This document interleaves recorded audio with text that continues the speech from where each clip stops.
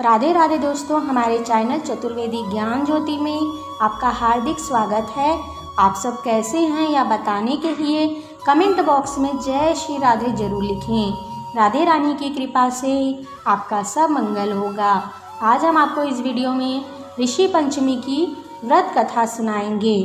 इस कथा को सुनने से आपके सभी मनोरथ पूरे होंगे, आपके जीवन के सभी पापों का नाश होगा, जीवन में आप सुख व समृद्धि को प्राप्त करेंगे।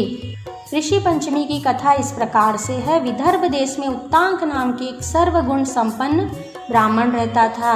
उसकी पत्नी सुंदर व पतिव्रता नारी थी। उसका नाम सुशीला था। उस ब्राह्मण दंपति की 2 संतानें थीं, एक पुत्र व एक पुत्री।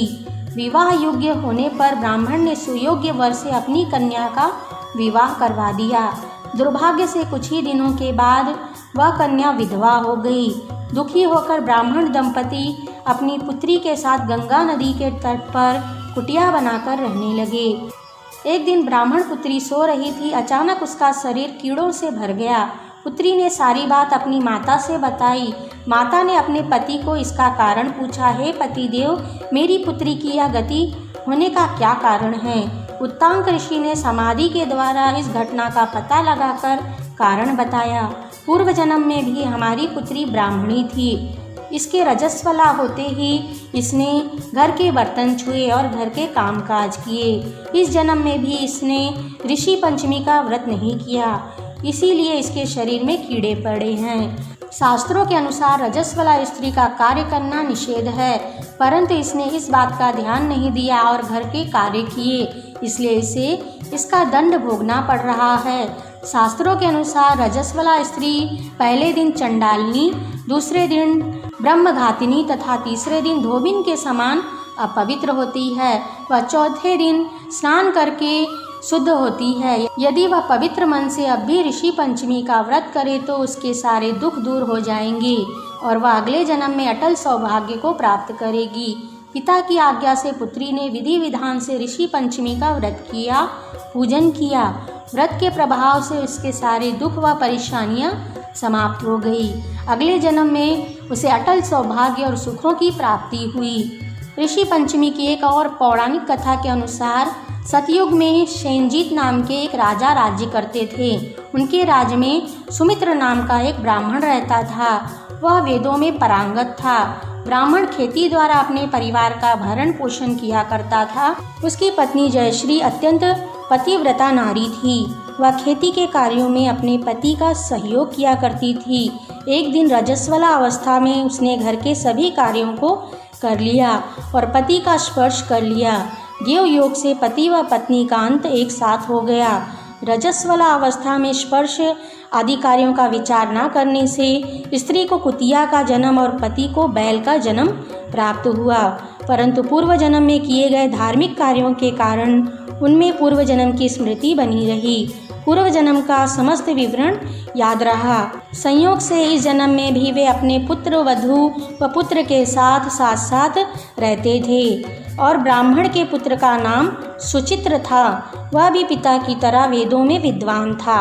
पितृपक्ष में उसने अपने माता पिता की श्राद्ध के उद्देश्य से पत्नी से कहकर खीर बनवाई और ब्राह्मणों को निमंत्रण किया। जब उनकी पत्नी किसी कार्य से रसोई से बाहर गई थी तो एक सर्प ने आकर रसोई में खीर के बर्तन में विष युक्त कर दिया। कुतिया बनी हुई ब्राह्मणी ने जब देखा, उसने सोचा यदि खीर ब्राह्मण खाएंगे तो वे मर जाएंगे और उसे पाप लगेगा। कुतिया ने खीर के बर्तन में मुंह डाल दिया। पुत्र वधू ने जब यह देखा तो उसने कुतिया की खूब पिटाई की। उसे उस दिन भोजन भी नहीं दिया। रात्रि में कुतिया ने बैल के पास जाकर उससे सारी घटना बताई। बैल ने कहा, आज तो मुझे भी कुछ भी खाने को नहीं दिया और पूरे दिन खेत में काम करवाया। सुचित्र हमारे लिए ही श्राद्ध कर रहा है और हमें ही भूखा प्यासा रख रहा है। इस तरह से हम दोनों को भूखा रखने से हमारे पुत्र का श्राद्ध करना विफल हो जाएगा। सुचित्र द्वार पर बैठकर इन दोनों की बातों को सुन रहा था। उसने पशुओं की भाषा भली भांति समझती थी। उसने जब यह बातें सुनी तो वह बहुत ही दुखी हुआ। उसने सोचा कि मेरे माता पिता इस नीच योनि में जन्मे हैं। वह दौड़ा दौड़ा एक ऋषि के पास गया और सारा घटना उन्हें सुनाया।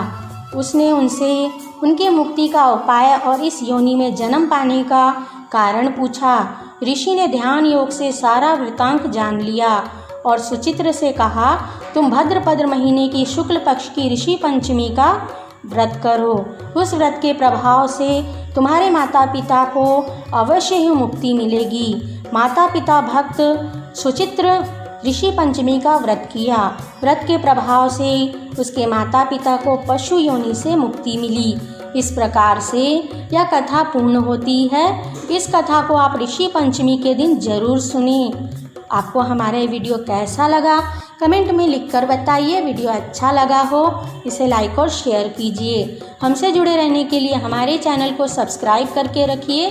वीडियो देखने के लिए आप सभी का धन्यवाद।